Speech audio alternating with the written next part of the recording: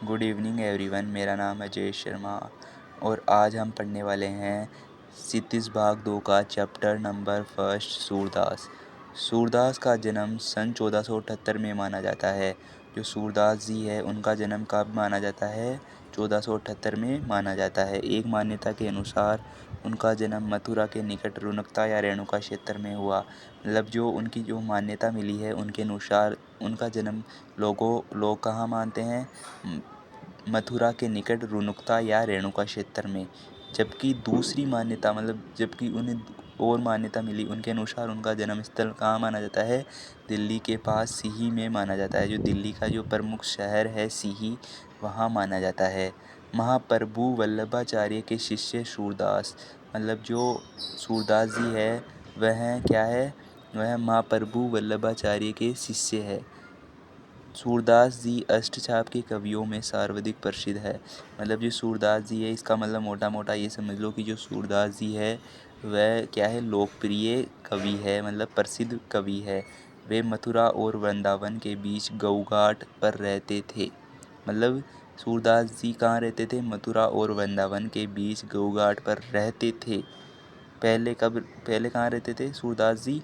मथुरा और वृंदावन के बीच गौघाट पर रहते थे और श्रीनाथ जी के मंदिर में भजन कीर्तन करते थे। और वह क्या करते थे? भजन कीर्तन करते थे। किसके मंदिर में?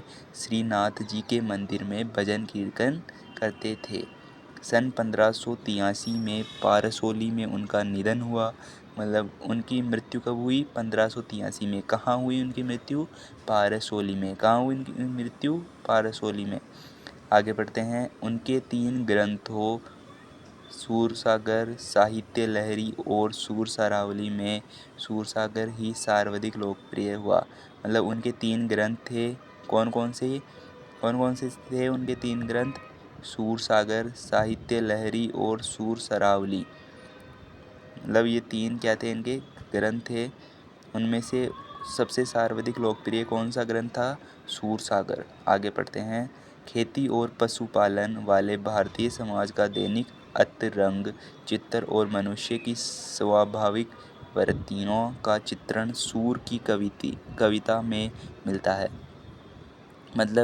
कि जो ये क्या करते थे? खेतीबाड़ी करते थे और जो इनका जो चित्रण है पूरा वह कहाँ मिलता है?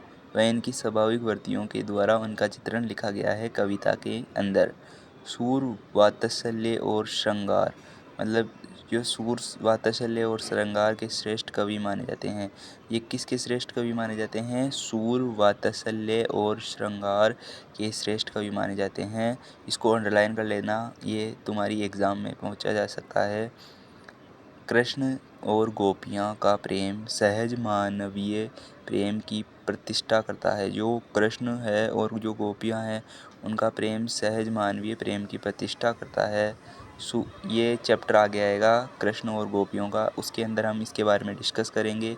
सूर ने मानव प्रेम की गौरव गाथा के माध्यम से सामान्य मनुष्यों को हीनता बोध से मुक्त किया, उनमें जीने की ललक पैदा की। तो ये ऐसे बता रहा है कि जो सूर के जो मानव है उनमें क्या हुआ? गौरव गाथा के माध्यम से सामान्य मनुष्यों की हीनता बोध के से मुक्त किया, उनमें जीने का ललक पैदा की। उनकी कविता में ब्रजभाषा का निखरा हुआ रूप है। जो उनकी कविता है वो किससे लिखी गई है? वह ब्रजभाषा से लिखी गई है। उनकी कविता में किस भाषा का प्रयोग किया गया है? ये क्वेश्चन आ सकता है, इसलिए इसे अंडरलाइन कर लीजिए। ये इम्पोर्टेंट है कि ऐसे आ सकता है बोर्ड में कि सूरदास जी की कविता कौन सी भाषा में लिखी गई है। तो इसमें आप बता सकते हैं कि ब्रजभाषा में लिखी गई है। वह चली आ रही है लोकगीतों की परंपरा ही श्रेष्ठ कड़ी है। तो ये सूरदास कविता समाप्त होती है यहाँ से ही। चैनल को सब्सक्राइब कर देना, लाइक कर देना और बेल आइकन पे क्लिक कर देना। थैंक यू, धन्यवाद।